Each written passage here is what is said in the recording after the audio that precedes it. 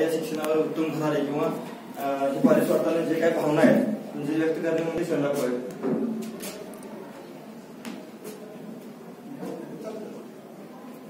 तू बोल बाबा, आता आपली बोलतो मोठा झाला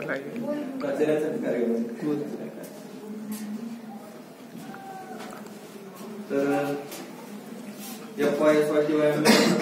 म्हणजे सर इथं कंपनीत काम करून शिकणारे सुद्धा मुलं आहे इथं पार्ट टाइम, तरी सुद्धा मी सरांनी वेळोवेळी सहकार्य केलं.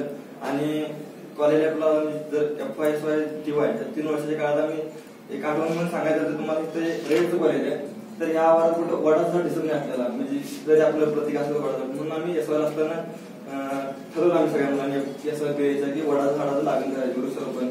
त्यावेळी आम्ही 7 झाडांचं घेतलं, त्यातली 2 झाडं घेतलं. जर राईट अँड लेफ्ट साईडला बघितलं आपण तर 22 सप्टेंबर आपली कर्मवीर जयंती असते, जूनला लावायचं प्लॅनिंग ठरलेलं आमचं, पण पाऊस सुट्टी नसते. आम्ही सरांनी ठरवलं की कर्मवीर जयंतीच्या निमित्तानं आपण लागण करू. त्यावेळी पतंगराव असते. 29 सप्टेंबरला आम्ही लागण केली होती आणि ती झाड आता कमरेची लेवल आहे तिकडे. त्यातली 2 गेली म्हणजे दुर्दैव. आम्ही प्रयत्न केला होता उन्हाळ्यात पाणी वगैरे घालायचं. आता आमच्यासाठी 30 एक मोलाची आठवण झाली, तेव्हा मी 10-15 वर्षानंतर या कॉलेजला येते. वडाच्या झाडाचं पण आमच्यासाठी आठवण म्हणून आहे. आणि मग तुम्हाला जर मार्गदर्शन करायचं तर शिक्षण म्हणजे कसं कधी बंद करू नका आयुष्यात.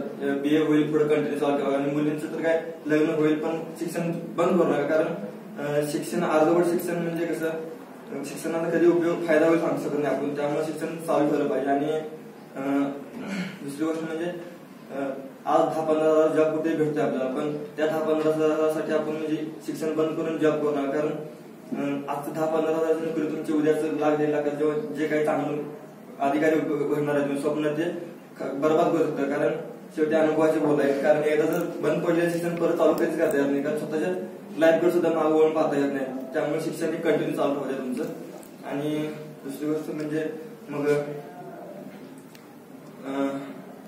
चव्हाण मॅडम असतील पॉलिटिक्स विभागाच्या, आदरणीय सौ तांबे मॅडम, मरे सरांनी असताना आपल्या इतिहास डिपार्टमेंट अंतर्गत वैराटगड असेल, त्या गडावर जाऊन तिथलं जे काही भौगोलिक माहिती असेल तांबे मॅडम, तर त्यांनी प्रत्यक्ष म्हणजे मॅडमचं हेच आहे ते संशोधक, त्यामुळे त्यांनी पूर्ण म्हणजे जे दगडाचं तर काय म्हणतात आपण शिळे कशी वाचायची खालून वर, किंवा त्याचं जे काय जे जुनी राजांनी पराक्रम केले कसं ओळखायचं ते सगळं सविस्तर माहिती दिली. आणि पॉलिटिक्सच्या मॅडम राज्यशास्त्राच्या चव्हाण मॅडम सर आमची बरीच इच्छा आहे TYला, म्हणजे TY डिपार्टमेंट हो पॉलिटिक्सचं राज्यशास्त्राचं, कारण आजच्या रोजच्या जर वापरात बघितलं राज्यशास्त्र म्हणजे राजकारण आणि समाजकारण तर म्हणजे गरज आहे नितांत. तर हा विषय आपल्या कॉलेजमध्ये शिकवत नाही, म्हणजे ही खंत आहे मला वाटतंय. तर येणाऱ्या काळात काही तांत्रिक अडचणी असतील, पण येणाऱ्या काळात राज्यशास्त्र डिपार्टमेंट व्हावं अशी माझी इच्छा आहे. आणि बाकी मग सगळे शिक्षक शिक्षिका तर कर्मचारी स्टाफ सर हे रयत कॉलेज आहे, अभिमान आहे मला. मी 5वी पासून रयत मध्ये शिकलेलो आहे आणि मी सांगितलं घेतलं नसल्यामुळे तरी पण मला इथं FYSY TY कॉलेज मी रयतच भेटलं. आणि जे काय म्हणजे वाटत नव्हतं मला मी कॉलेजला करीन, कारण एक टाइम काम करून परत इथं येऊन कॉलेज शिक्षकांनी म्हणजे असं कधी जाणून तू अबसेंट आहेस किंवा बाकी इतर गोष्टी केलं ब्लेम केलं नाही.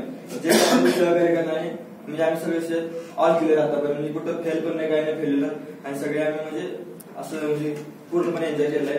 तर सांगायचा उद्देश एवढाच की शिक्षण बंद करू नका आणि यशवंत व्हा, गुणवंत व्हा, ज्ञानवंत व्हा, कीर्तिवंत व्हा आणि परमनंट व्हा. तेवढे पण मी माझे थांबतो. जय हिंद, जय महाराष्ट्र.